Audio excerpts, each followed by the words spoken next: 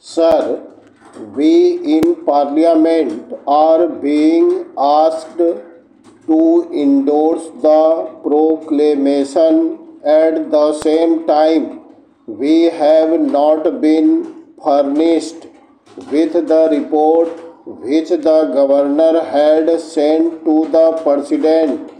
Now, how can we give our verdict on a matter of such importance until and unless all the material facts warranting the proclamation under Article 356 of the Constitution are placed before us?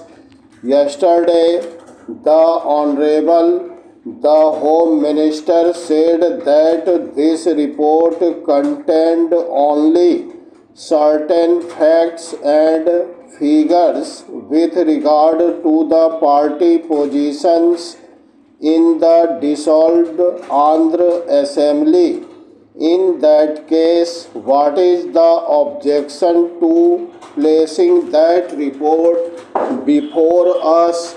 It would not give us anything particularly new as expect certain arrangement of figures made by the governor of Andhra with a view to advising the president as to the course he should take. We submit that his report contains something else.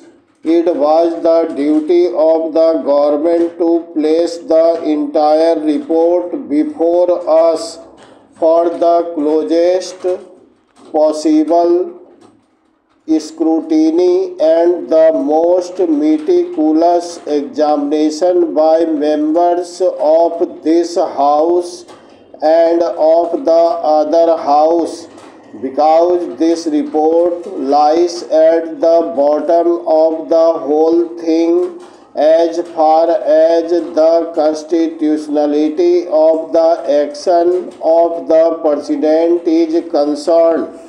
Therefore, I submit that a fate of the executive is sought to be endorsed by Parliament without telling us the grounds on which that fate had been exercised constitutionally. This is improper. Parachange. Then, sir, the President also says that he had considered other information received by him.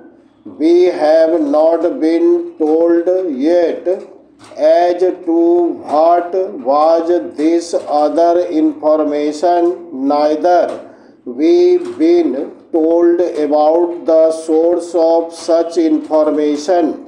I do not know exactly on what basis the President applied his mind to the subject.